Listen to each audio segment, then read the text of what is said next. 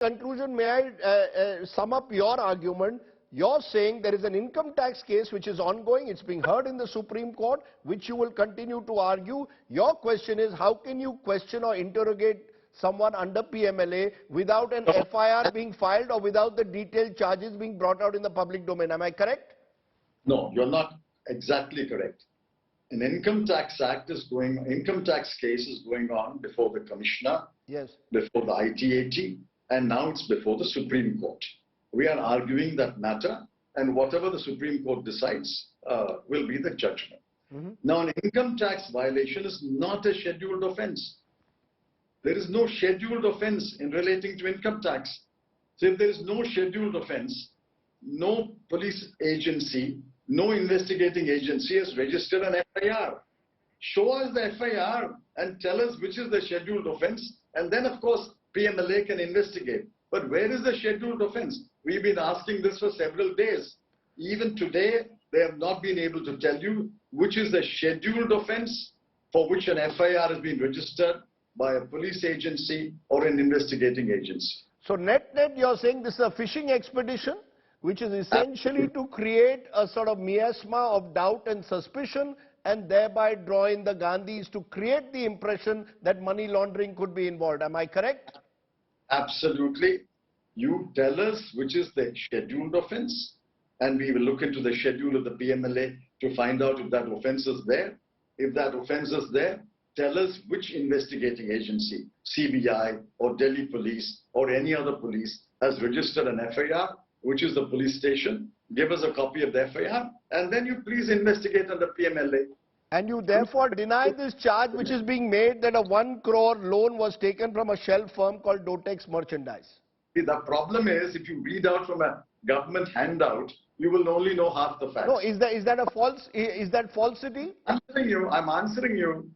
1 crore was taken as a loan and 1 crore was returned. So how can it be a shell company? How can it be a bogus transaction? It was taken by check. It was returned by check.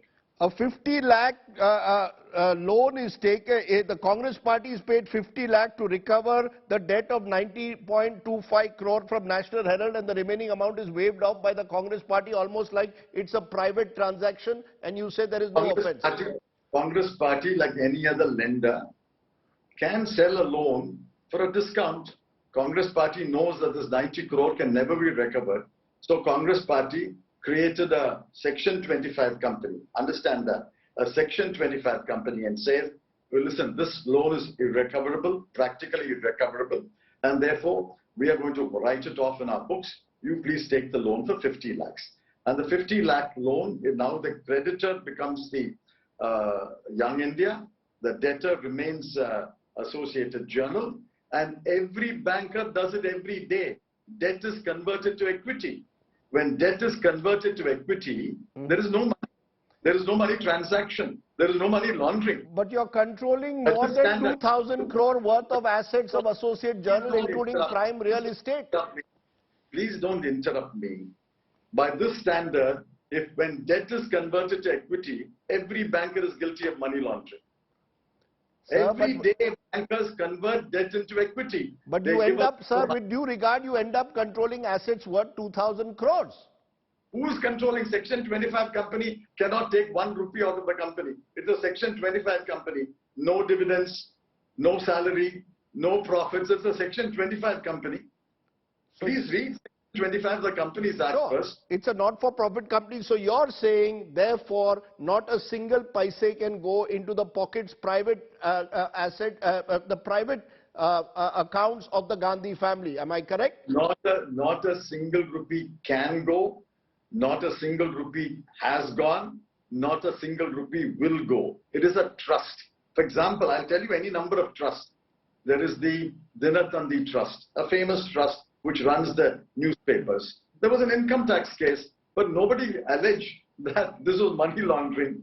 There are any number of Statesman is a trust. Tribune is a trust. A trust runs the paper. Okay. There are any number of trusts which run the paper. So Young India is a Section 25 company, which is a trust company. And not 1 rupee can be taken by anyone. Not 1 rupee salary can be taken by anyone. Anyway, there is no money to take out in the first place. And the bylaws and the rules make it very clear. And please read section 25. Section 25 makes it clear not 1 rupee can go. A trust is now the major shareholder of Associated Journal, which publishes the newspaper. The assets remain where they are. The assets remain assets of a company. Now, when a company owns assets, it doesn't matter who the shareholder is. The company is the owner. One day you can be the shareholder. One day I can be the shareholder. But as long as the company owns the assets are in the company. Not 1 rupee dividend has been declared. Not 1 rupee can be taken out of Young India. What are we talking about? This is a laughable case. Okay, let's leave it there. Therefore, Mr. Chidambaram, you've given a very strong defense, and you're asking the government or the Enforcement Directorate in particular to at least show you the FIR on the basis of which the questioning has been done today. Let me complete. As of this morning, okay, the lawyers who are handling the PMLA, I've asked them, they say we have not been shown any FIR relating to a scheduled offense which can trigger a PMLA investigation. Please ask them to show the FIR and which is the scheduled offense and which police station has it been registered. We'll wait and see if that happens in the next couple of days now that the questioning has happened today.